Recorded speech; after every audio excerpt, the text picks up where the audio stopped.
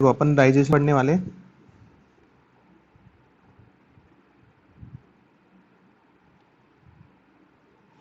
Digestion, पाचन, ठीक है। तो डाइजेस्टिव सिस्टम, पाचन तंत्र, ठीक है।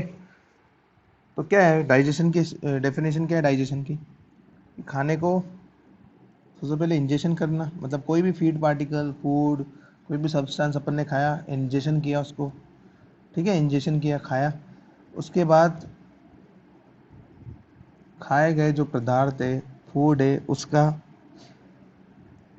मैकेनिकल डाइजेशन, मतलब यांत्रिक पाचन होता है, मतलब दांत के द्वारा उसको चबाया जाता है, छोटे छोटे पार्ट में डिवाइड किया जाता है।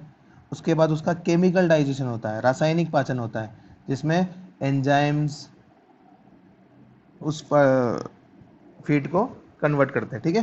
तो डाइजेशन में अपन ने क्या देखा? फीड आया, उसका मैकेनिकल डाइजेशन हुआ, फिर केमिकल डाइजेशन हुआ, देन एक मिनट यार, हाँ, मैकेनिकल डाइजेशन, केमिकल डाइजेशन, उसके बाद उसका अवशोषण होता है। अवशोषण के बाद उसको क्या किया जाता है? फिर डिफिकेशन किया जाता है, बॉडी से बाहर निकाला जाता है, ठीक है। तो पाचन में यांत्रिक और रासायनिक दोनों प्रक्रिया शामिल है, मैकेनिकल और केमिकल, ठीक है। समझ में आ रहा है? तो मैकेनिकल डाइजेशन कैसे हुआ? ये दांत, जो अपने दांत है, दांत क्या करते हैं? मैकेनिकल डाइजेशन ही तो करते हैं। यांत्रिक पाचन, फूड को छोटे छोटे टुकड़ों में बांट देते हैं। जब फूड छोटे छोटे टुकड़ों में बढ़ जाएगा तो उसका क्या होगा? फूड को छोटे टुकड़ों में बांटने का क्या काम है? फूड को जब छोटे, देखो सपोज तुमने ये इतना बड़ा फीड खाया, पूरी एक रोटी खा ली मुंह में, ठीक है। अब ये अगर रोटी सीधी अगर अंदर चली जाए स्टोमक में, आमाशय में, तो क्या होगा? इसका पाचन करने में कितना टाइम लगेगा? क्योंकि इस पे एंजाइम आएंगे, फिर वो एंजाइम वर्क करेंगे, तो बहुत टाइम लग जाएगा। तो इस फीड को अपन क्या करते हैं? छोटे छोटे टुकड़ों में बांट देते हैं। किसके द्वारा? मुंह के द्वारा, दांत के द्वारा। दांत इनको छोटे छोटे पार्टिकल में डिवाइड कर देता है। उससे क्या होगा? इसका सरफेस एरिया बढ़ जाता है, सतही क्षेत्रफल बढ़ जाता है।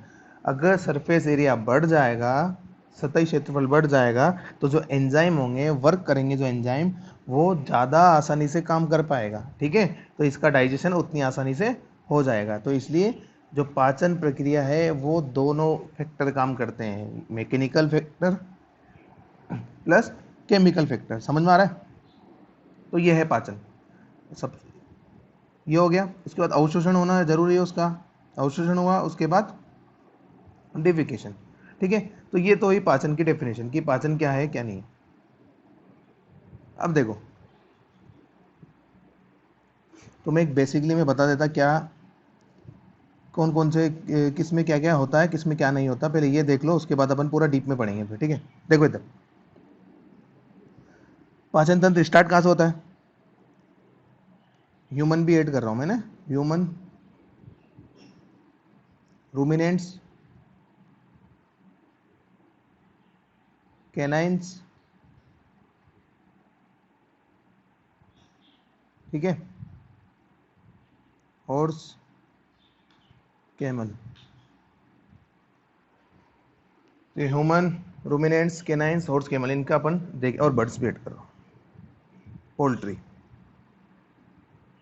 तो इन सब में देखेंगे अपन किसका कैसा डाइजेस्टिव सिस्टम है। तो सबसे पहले अपन देखेंगे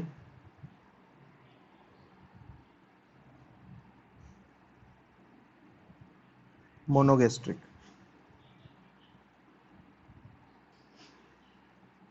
मोनोगेस्ट्रिक मतलब क्या होता है? नाम से पता चल रहा है, मोनो, मोनो मतलब एक, मोनो मतलब एक। और दूसरा क्या होता है? पॉलीगेस्ट्रिक, पॉलीगेस्ट्रिक। पोली, नाम से क्या पता चल रहा है? पोली मतलब बहुत सारे, मतलब दो से ज़्यादा, ठीक है, एक से ज़्यादा। मोनो मतलब एक, पोली मतलब एक से ज़्यादा। समझ में आ रहा है? तो गैस्ट्रिक मतलब, गैस्ट्रिक वर्ड अपन किसके लिए यूज करते हैं? गैस्ट्रिक वर्ड, तो गैस्ट्रिक शब्द अपन यूज करते हैं आमाशय के लिए, ठीक है, आमाशय के लिए। मतलब जिनमें एक ही आमाशय है वो क्या है? मोनोगैस्ट्रिक। और जिनमें दो से ज़्यादा, एक से ज़्यादा आमाशय है वो क्या है? पॉलीगैस्ट्रिक। जिनमें एक से ज़्यादा आमाशय है वो क्या है? पॉलीगैस्ट्रिक। समझ में आ रहा है? अब देखो, जैसे अपन हिपेटो वर्ड यूज़ करते हैं, हिपेटो किसके लिए यूज़ करते हैं? हिपेटो लीवर के लिए, ठीक है। प्लूरो वर्ड किसके लिए यूज़ करते हैं? लंग्स के लिए। कार्डियक वर्ड किसके लिए यूज़ करते हैं? हार्ट के लिए।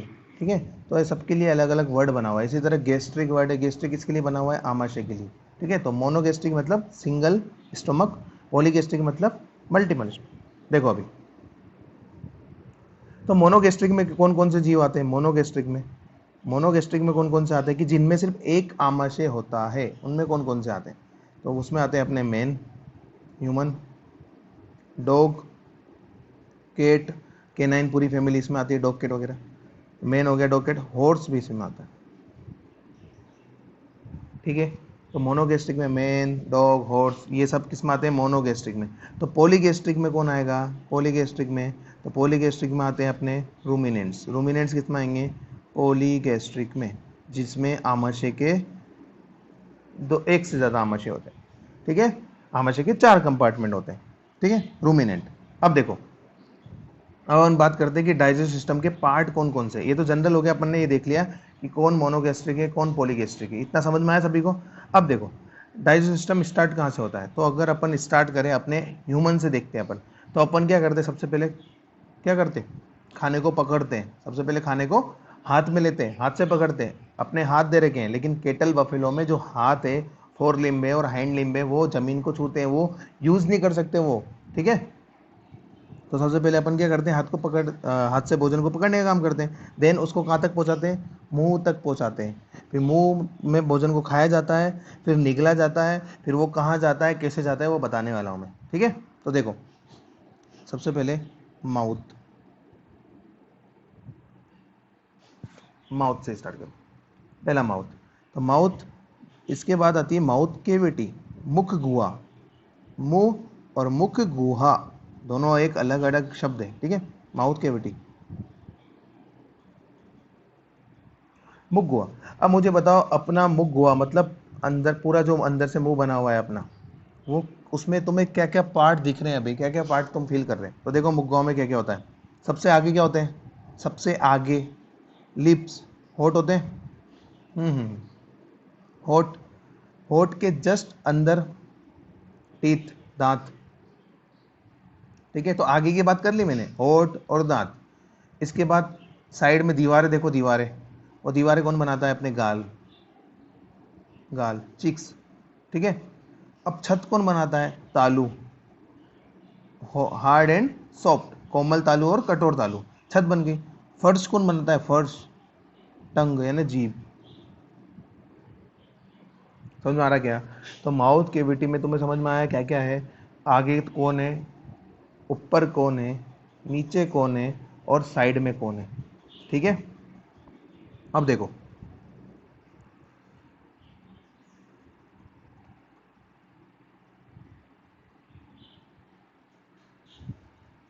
ठीक है, माउथ केविटी जैसे ही खत्म हुई, उसके बाद कौन आता है? अपना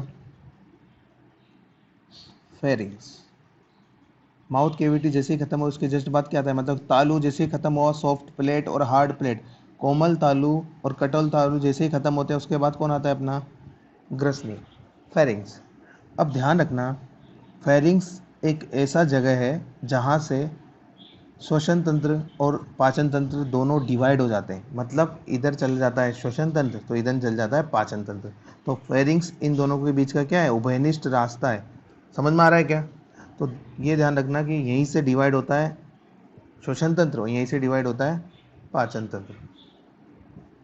ठीक है, अब अपन पढ़ रहे हैं डाइजेस्टिव सिस्टम, तो अपन पाचन तंत्र की बात करेंगे। तो फेरिंग्स के बाद कौन आता है? फेरिंग्स के बाद क्या आता है? ईसोफेगस। ठीक है, ईसोफेगस मतलब आहार नाल यानी ग्रसिका। ठीक है, ईसोफेगस आती है, तो मैंने लिख दिया, ये देखो ईसोफेगस, ये चल रही है ईसोफेगस, ईसोफेगस चल रही है। ईसोफेगस के जस्ट बाद कौन आता है? ईसोफेगस कहाँ पे खुलती है? ईसोफेगस कहाँ पे खुलती है? तो ईसोफेगस खुलती है अपनी आमाशय में, स्टोमक में। आमाशय में खुल गई, तो आमाशय में ईसोफेगस खुल गई। अब आमाशय भी तो आगे जाएगा कि यहीं पे ख़त्म हो गया? अब आमाशय आगे जो है वो जाता है फिर इसमें छोटी आंत में। ठीक है, ग्रहणी यानी ड्यूडेनम, जेजुनम एंड इलियम। ग्रहणी, अग्र शुद्रांत एंड शुद्रांत। ठीक है, ये हो गया। इसके बाद छोटी आंत खत्म होती है तो क्या आती है? फिर बड़ी आंत आती है। बड़ी आंत के क्या पार्ट है? सिक्कम, कोलोन, रेक्टम, ठीक है, रेक्टम के बाद एनस, वो तो हो गया। तो ये अपना पूरा डाइजेस्टिव सिस्टम है। एक बार वो बता रहा हूँ मैं, डाइजेस्टिव सिस्टम कहाँ से स्टार्ट हुआ, देखो कहाँ से स्टार्ट हुआ, मुख से, मुख गुआ लिख रहा हूँ मैं ना, मुख, मुख गुआ, मुख गुआ के जस्ट बाद क्या आया, ग्रसनी, ग्रसनी के जस्ट बाद क्या आया, ग्रसिका, ग्रसिका के जस्ट बाद क्या आया, आमाशय, आमाशय, आमाशय के बाद क्या आया, छोटी आंत, स्मॉल इंटेस्टाइन। छोटी आंत के कितने पार्ट है, तीन, तीन पार्ट कौन कौन से, ड्यूडेनम, जेजुनम, इलियम, ठीक है। स्मॉल इंटेस्टाइन के बाद क्या आता है, लार्ज इंटेस्टाइन, बड़ी आंत, बड़ी आंत के कितने पार्ट है, तीन, कौन कौन सा, सिकम, कोलोन, रेक्टम, ठीक है। ये हो गया हमारा पूरा डाइजेस्टिव सिस्टम, किसका, मोनोगैस्ट्रिक है। अब देखो डिफरेंस क्या है हमारे डाइजेस्टिव सिस्टम, हमारे पाचन तंत्र में और गाय के पाचन तंत्र में, सिर्फ ये डिफरेंस है और कुछ डिफरेंस नहीं। सिर्फ कहाँ पे डिफरेंस है, इस जगह डिफरेंस है। तो क्या डिफरेंस है, देखो केटल में, केटल में क्या होगा और हमारे क्या होगा, हमारा जो मैंने पहले ही बताया कि हमारा स्टोमक क्या होता है, मोनोगैस्ट्रिक होता है, यानी हमारा स्टोमक सिर्फ एक होता है, सिंगल। उसके फिर पार्ट होते हैं, स्टोमक के फिर पार्ट होते हैं, कार्डियक, फंडिक पार्ट और पाइलोरिक पार्ट। वो पार्ट हम बाद में पढ़ेंगे, उसको छोड़ो। लेकिन बस बता रहा हूँ कि स्टोमक तो एक ही होता है ना, स्टोमक तो एक ही होता है। लेकिन रूमिनेंट्स में क्या होता है, गाय भैंस में क्या होता है, स्टोमक के चार पार्ट होते हैं। वापस स्टार्ट कर रहा हूँ, मुख गुआ, मुख गुआ के बाद क्या आया, फेरिंग्स, फेरिंग्स के बाद क्या आया, ईसोफेगस, ईसोफेगस के बाद क्या आया, स्टोमक, स्टोमक के चार पार्ट कौन कौन से, रूमेन, रेटिकुलम, ओमेजम, ओमेजम, एक मिनट, ओमेजम एंड अबोमेजम, अबोमेजम। ये किसकी बात चल रही है, रूमिनेंट्स की, रूमेन, रेटिकुलम, ओमेजम और अबोमेजम, ठीक है। अब यही बात अगर अपन इसको आगे बढ़ाएं, आमाशय के बाद कौन आएगा, आमाशय के बाद कौन आएगा, छोटी आंत, छोटी आंत के कौन से पार्ट है, ड्यूडेनम, जेजुनम, इलियम। फिर बड़ी आंत, सिक्कम, कोलोन, रेक्टम, सब सेम है, बस फर्क कहाँ पे था, सिर्फ यही था। तो किसकी बात हुई है, रूमिनेंट्स की। अब बात करते हैं स्यूडो रूमिनेंट। स्यूडो रूमिनेंट मतलब आभासी रुमंती जीव, आभासी रुमंती जीव। उसमें क्या होता है, उसमें भी वही सेम, मुख गुहा से स्टार्ट किया, फेरिंग्स यानी ग्रसनी, देन ईसोफेगस मतलब ग्रसिका, देन स्टोमक, स्टोमक के बाद स्मॉल इंटेस्टाइन, उसके बाद लार्ज इंटेस्टाइन। अब स्टोमक में मैंने तुम्हें बताया स्टोमक में चेंजेस रहेगा, स्टोमक में क्या चेंज रहता है, तो ध्यान रखना, स्यूडो रोमिनेंट्स मतलब आभासी रोमंती जीव, यानी ऊंट में, केमल में, केमल में क्या होता है, केमल में रूमेन होता है, रेटिकुलम होता है और अबोमेजम होता है। मतलब इसमें एब्सेंट कौन सा पार्ट है, ओमेजम। तो ऊंट में ओमेजम पार्ट अनुपस्थित होता है, इसलिए वो क्या है, स्यूडो रोमिनेंट्स में आता है। समझ में आ रहा क्या, चलो next, next dog, cat, horse और मैन, ये मैंने बता दिया। डॉग, केट, हॉर्स और मैन, ये मैंने बता दिया तुम लोगों को। कैसा होता है इनका, सिंपल, वापस वॉइस स्टार्ट कर रहा हूँ मैं सिंपली। माउथ कैविटी, मुख गुआ, pharynx, oesophagus, stomach, small intestine, large intestine. Difference कहाँ पे होगा, स्टोमक में, लेकिन स्टोमक क्या है, मेंस का सिंपल स्टोमक है। समझ में आ रहा क्या, कोई दिक्कत ही नहीं है। चलो, तो कुत्ता भी इसमें आता है, कुत्ते को रूमिनेंट मत बता देना, कुत्ता केनाइंस कैटेगरी में आता है, कुत्ते को रूमिनेंट मत बता देना, गलती कर देते बच्चे, ठीक है। रूमिनेंट क्या है, बस अपना केटल, बफेलो, शीप एंड गोट, और सूडो रूमिनेंट में केमल, यही तो रूमिनेंट है, ठीक है। चलो देखो अभी, हॉर्स क्या है, मोनोगैस्ट्रिक है। हॉर्स यूं नहीं, हॉर्स को खिलाते हैं अपन चने वने और थोड़ा बहुत खाता है, हरा हरा हर्बीवोर में आता है, लेकिन हॉर्स रूमिनेंट नहीं है, ठीक है। चलो देखो अभी,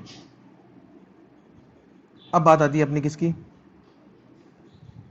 पोल्ट्री की, लास्ट, पोल्ट्री। पोल्ट्री में क्या है, वापस कहाँ से स्टार्ट करेंगे, मुख गुहा से, तो माउथ कैविटी, फिर ग्रसनी, ठीक है, फिर ईसोफेगस। समझ में आ रहा, यहाँ क्या होता है, ईसोफेगस जो है वो सीधे आमाशय में खुलने की जगह पहले थोड़ी मोटी फूल जाती है। पोल्ट्री में क्या होता है, ईसोफेगस जो है आमाशय में खुलने से पहले थोड़ी फूल जाती है, देखो ऐसे, यूं यूं यूं, ऐसे ऐसे ऐसे, इस तरह से हो जाती है, और एक संरचना बना लेती है जिसे बोलते हैं क्रॉप। तो यहाँ एक और स्ट्रक्चर आ जाती है, कौन सी? इसोफेगस के बाद क्रोप। ओके, क्रोप आ गया। अब क्या आएगा? अब तो स्टोमक आएगा ना, आमाशय। यहाँ दो आमाशय रहते, कितने आमाशय? दो। एक सत्य आमाशय और एक असत्य, फॉल्स आमाशय। यहाँ दो आमाशय है, एक ट्रू है स्टोमक, एक फॉल्स स्टोमक। जो ट्रू स्टोमक है उसे बोलते हैं प्रोवेंट्रिकुलस,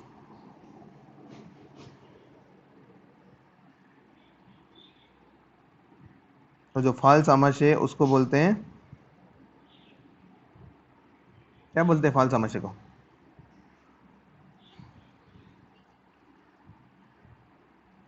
गिजार्ड, वेरी गुड। ठीक है, अब देखो, सब में सब कुछ सेम चल रहा है, सिर्फ डिफरेंस कहाँ पे आता है? स्टोमक में आता है। लेकिन पोल्ट्री में डिफरेंस थोड़ा कहाँ पे है? इसोफेगस में भी, आहार नाल में भी डिफरेंस है। वहाँ क्या होता है? क्रोप उपस्थित होता है। ठीक है, अभी आगे और डिफरेंस, आगे और पढ़ना। देखो, इसके बाद क्या आएगा? आमाशय के बाद क्या आता है? Small intestine. स्मॉल इंटेस्टाइन के कितने पार्ट है? Duodenum, jejunum, ileum. ठीक है, उसके बाद लार्ज इंटेस्टाइन। लार्ज के कौन से पार्ट है? सीकम, कोलोन और रेक्टम। लेकिन यहाँ देखना, अभी सीका होते हैं, सीकम की जगह क्या होते हैं? सीका। यहाँ सीकम की जगह क्या होंगे? Caeca, CAECA, caeca. Two caeca होते हैं, टू। तो यहाँ सीकम की जगह सीका होते हैं, सीका। फिर कोलोन नहीं होता है, कोलोन एब्सेंट होता है। उसके बाद क्या आ जाता है? रेक्टम, सीकम, कोलोन और रेक्टम।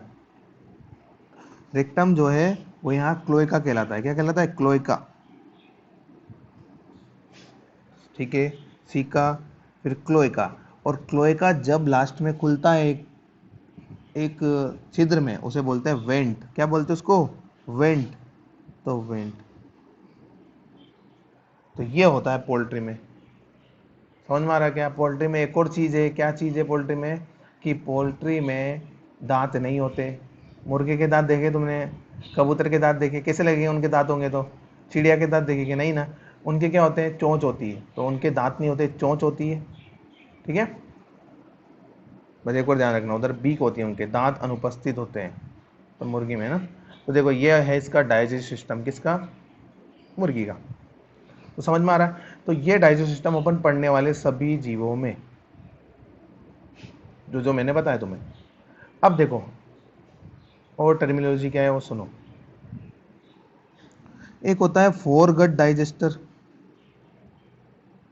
फोरगट डाइजेस्टर्स, ये इंग्लिश में नाम है, डाइजेस्टर्स। ठीक है, एक होता है hindgut digester, hind gut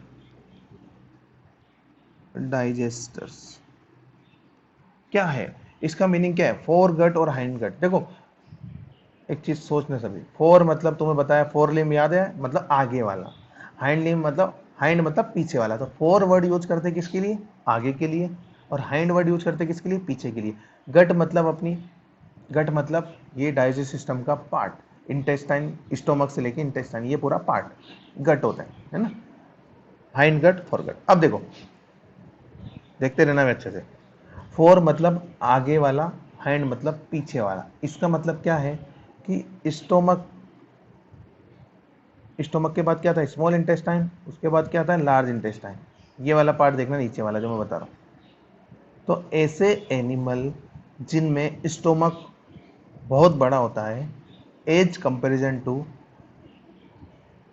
आंत की तुलना में, मतलब आंत की तुलना में आमाशय बड़ा होता है।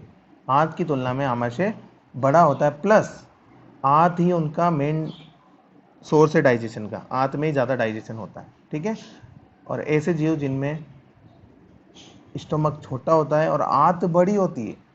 समझ में आ रहा है? एग्जाम्पल ले रहा हूँ मैं केटल का। केटल में क्या है? रूमेन के कौन, सॉरी, स्टोमक के कौन कौन से पार्ट है? रूमेन, रेटिकुलम, ओमेजम, अबोमेजम, चार पार्ट है स्टोमक के। उसके बाद छोटी आंत आती, बड़ी आंत आती। तो ध्यान रखना, रूमेन, रेटिकुलम, ओमेजम, अबोमेजम इतने बड़े होते हैं कि पूरा पार्ट तो वही घेर के रखते हैं। बाद में छोटी सी फिर इंटेस्टाइन, फिर ये रहता है। तो उन जीवों में डाइजेशन कहाँ पे होता है? कहाँ पे होता है?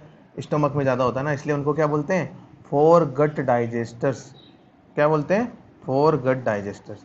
और ऐसे जीव जिनमें, यानी हमारे अंदर, हम, घोड़े, कुत्ते, ये सब क्या है?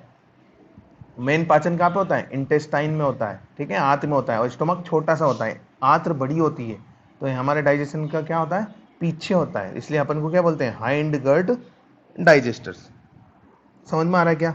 ये चीज समझ में आ गई, दोनों फोर गट डाइजेस्टर्स और हाइंड गट डाइजेस्टर्स, ठीक है। चलो अभी नेक्स्ट,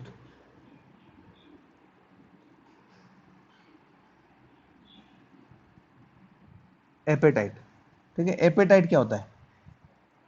एपेटाइट क्या होता है? एपेटाइट का मतलब ये है कि अगर कोई एनिमल स्वस्थ है तो स्वस्थ रहेगा तो उसको खाने की इच्छा होगी, उसको भूख लगेगी, इसको बोलते हैं एपेटाइट, ठीक है। तो एपेटाइट मतलब भूख लगना या खाने की इच्छा होना, ठीक है, इसे बोलते हैं एपेटाइट। अगर वो एनिमल बीमार हो जाए तो उसका एपेटाइट क्या हो जाएगा? एपेटाइट क्या हो जाएगा उसका? कम हो जाएगा। एपेटाइट क्या हो जाएगा?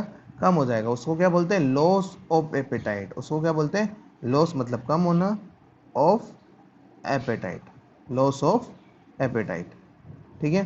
तो एपेटाइट मतलब भूख लगना, और जब हम बीमार रहते हैं तब हमारी भूख नहीं लगती, उसे क्या बोलते हैं? Loss of appetite. तो इस लॉस ऑफ एपेटाइट के लिए एक वर्ड बना है, उसे बोलते हैं एनोरेक्सिया। लिख लेना है, सेकंड ईयर फर्स्ट ईयर वाले, सेकंड ईयर में आएगा 100%, एनोरेक्सिया।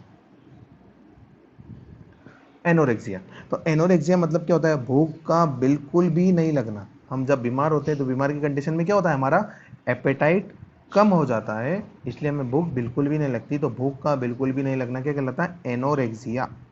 Okay, second,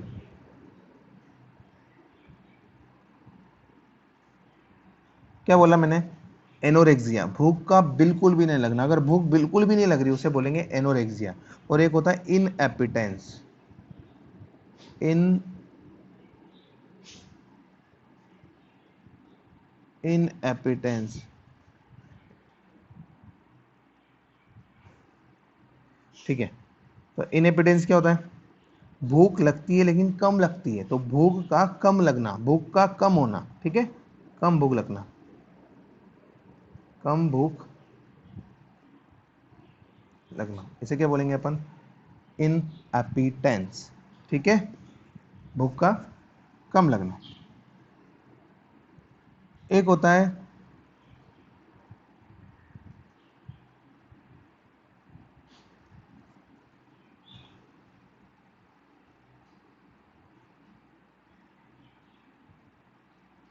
hyper ओरेक्सिया।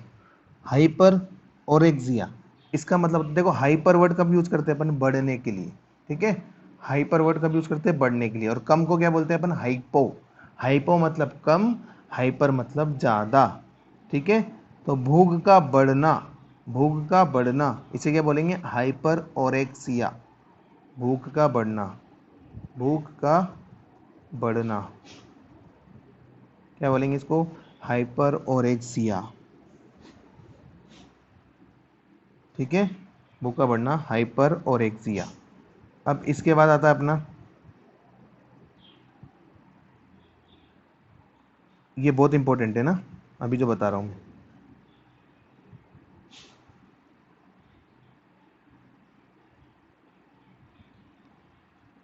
एलोट्रायोफेजिया। क्या है? एलोट्रायोफेजिया। एलोट्रायोफेजिया का मतलब क्या है? अखाद्य पदार्थों को खाना, पत्थर, कपड़े, सड़े गले पदार्थ, मिट्टी खाना। तो जो खाने योग्य पदार्थ नहीं है उनको खाना क्या कहलाता है? एलोट्रायोफेजिया। तुमने पाइका शब्द पढ़ा है? पाइका, पाइका, तो पाइका भी यही होता है, पाइका, ठीक है, अखाद्य पदार्थों को खाना, पाइका। इसी तरह एलोट्रायोफेजिया, एलोट्रायोफेजिया क्या है? अखाद्य पदार्थों को खाना। क्लियर क्या सभी को? ये टर्मिनोलॉजी क्लियर होगी? वापस बताऊं, एक बार और बता रहा हूँ, सुन लो। सबसे पहला था एपेटाइट। एपेटाइट मतलब भूख लगना और खाने की इच्छा होना। दूसरा इनएपिटेंस, इनएपिटेंस क्या था? भूख कम लगना। फिर तीसरा एनोरेक्सिया, भूख बिल्कुल भी नहीं लगना। फिर हाइपरोरेक्सिया, भूख का बढ़ जाना। फिर एलोट्रायोफेजिया, अखाद्य पदार्थों को खाना, ठीक है। ओके, क्लियर सभी को? चलो अब देखो,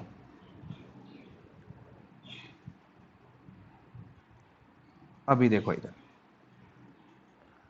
ठीक है। तो अपन बात करते हैं रूमिनेंट्स की।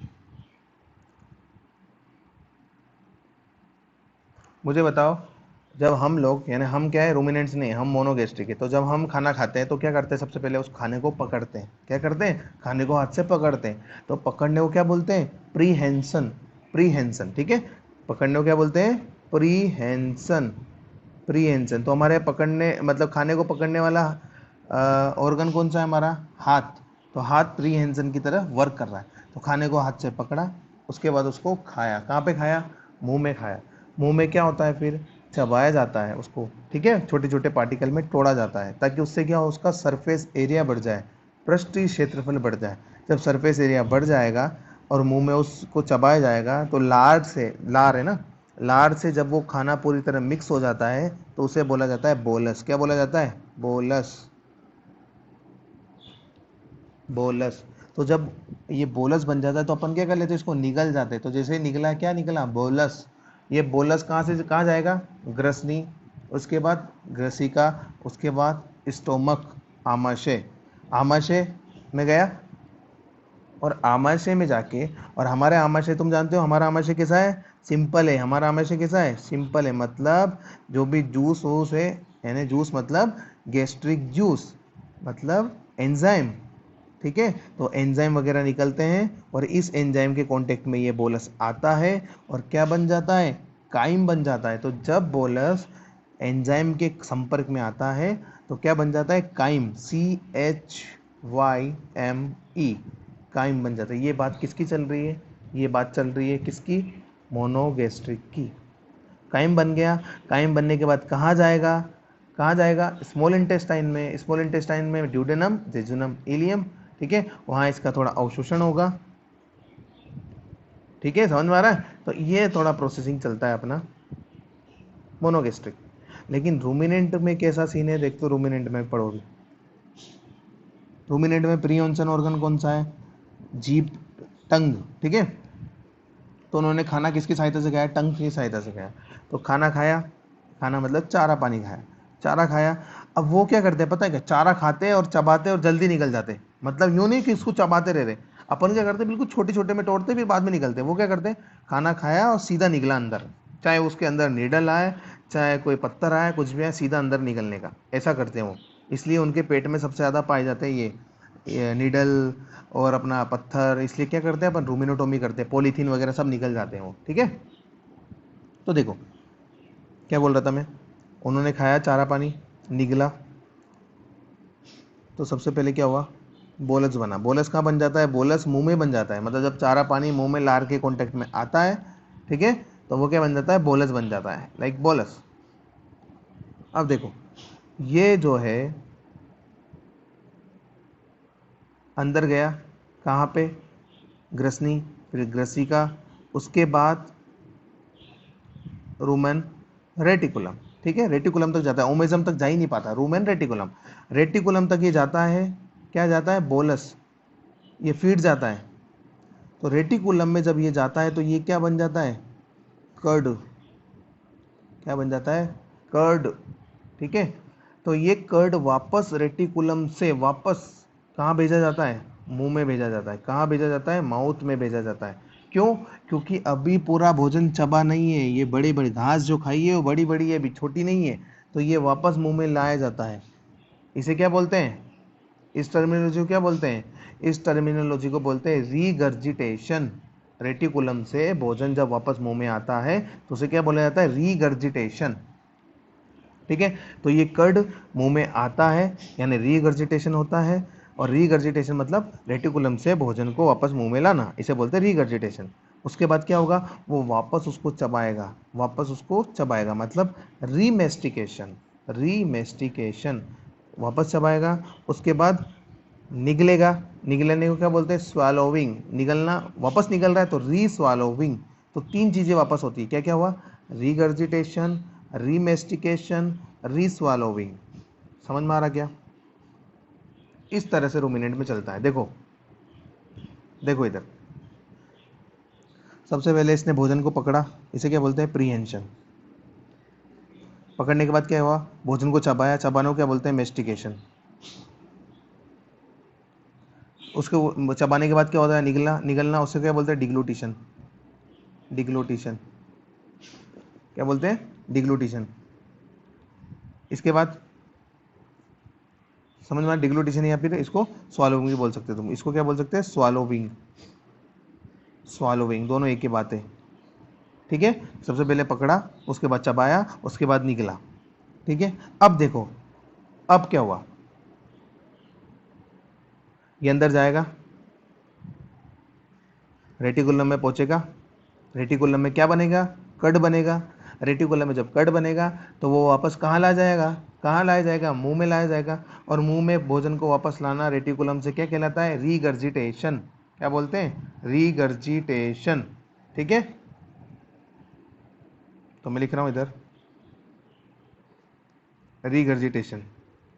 रीगर्जिटेशन, वापस मुंह में लाया, मुंह में लाने के बाद वापस सब आएगा, यानी वापस रीमेस्टिकेशन। रीमेस्टिकेशन, फिर वापस निकलेगा, रीस्वालोविंग। समझ में आ रहा है क्या सबको? इस तरह से प्रोसेस चलती है रूमिनेंट में। अब अगर यही प्रोसेस हम ह्यूमन के अंदर हो, कुत्ते के अंदर हो, तो क्या बोलते हैं, उल्टी करना। समझ में आ रहा है, उल्टी करना। हम उल्टी करते तो हम ये तो करते हैं, स्टोमक से वापस पदार्थों का मुंह के द्वारा बाहर डालना, वो उल्टी करना होता है, वोमिशन होता है, वोमिशन होता है। लेकिन in case of ruminant, ruminant में उल्टा है। रूमिनेंट में क्या बोलते हैं उसको, रीगर्जिटेशन। समझ में आ रहा क्या, ठीक है। तो इस तरह से चलता है प्रोसेस। तो मैंने क्या बोला, बोलस, कड और काइम। तो कड क्या है, जब रेटिकुलम में फूड पहुंचता है तो उसे बोलते हैं कड। जब रेटिकुलम में फूड पहुंचता है तो उसे क्या बोलते हैं, कड। और जब फीड वापस मुंह में आता है और वापस निगला जाता है, और निगलने के बाद वो अबोमेजम में पहुंचता है। अबोमेजम क्या है, ट्रू स्टोमक है। अबोमेजम क्या है, ट्रू स्टोमक, सत्य आमाशय। अबोमेजम ही एक ऐसा आमाशय है जिसमें पाचक ग्रंथियां उपस्थित रहती है। पाचक ग्रंथियां मतलब उसमें एंजाइम उपस्थित होते हैं। तो जब फूड किसके कांटेक्ट में आता है, अबोमेजम के पाचित रसों के कांटेक्ट में आता है, तो वो क्या बन जाता है, काइम बन जाता है। तो तीन चीजें याद रखना, बोलस, कड और काइम। कड मतलब, वापस बोल रहा हूँ, कड मतलब क्या है, रेटिकुलम से भोजन का वापस मुंह में जाना, उसे क्या बोलते हैं, कड। काइम क्या है, अबोमेजम से पचित भोजन काइम कहलाता है, ठीक है। समझ में आया।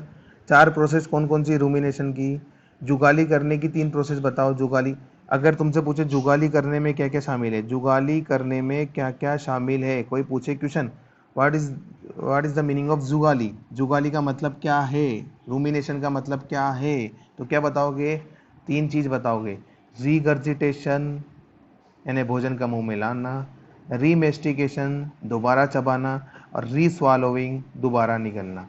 क्या है बताओ एक बार, जुगाली करने का मतलब क्या है, तो जुगाली मतलब रीगर्जिटेशन, रीमेस्टिकेशन और रीस्वैलोविंग। समझ में आ रहा है, जुगाली मतलब वापस लाना, रीगर्जिटेशन, उसके बाद उसको चबाना, रीमेस्टिकेशन, उसके बाद दोबारा निगलना, रीस्वैलोविंग। ये किस में आता है अपना, रूमिनेशन यानी जुगाली करने। क्लियर सभी को, ये होता है सिर्फ और सिर्फ रूमिनेंट्स में। अब जो मैंने तुम्हें तीन चार चेंबर के नाम बताए, कौन कौन सा, रूमेन, रेटिकुलम, ओमेजम और अबोमेजम। रूमेन, रेटिकुलम, ओमेजम और अबोमेजम। तो इसमें ध्यान रखना, ये तीन जो है इनमें कोई पाचक ग्रंथि नहीं होती, कुछ भी नहीं होता, मतलब ये भोजन का पाचन नहीं कर पाते, किसके द्वारा, एंजाइम के द्वारा। तो भोजन का रियल पाचन कहाँ पे होता है, अबोमेजम में। अबोमेजम में भोजन का रियल पाचन होता, अबोमेजम में भोजन का रियल पाचन होता है, किसके द्वारा, एंजाइमों के द्वारा। इसलिए अबोमेजम को ट्रू स्टमक, वास्तविक आमाशय भी कहा जाता है, ठीक है। जबकि रोमन, रेटिकुलम, ओमिज्म में क्या होता है, इनमें माइक्रोब्स, रोमन में क्या होते हैं, माइक्रोब्स होते हैं, सूक्ष्म जीव होते हैं। यहाँ क्या होता है, फर्मेंटेशन होता है, किण्वन होता है। जबकि अबोमिज्म में क्या होता है, भोजन का एंजाइम के द्वारा पाचन होता है। और सत्य आमाशय वही होता है जो अपने एंजाइमों का यूज करके भोजन का पाचन करे।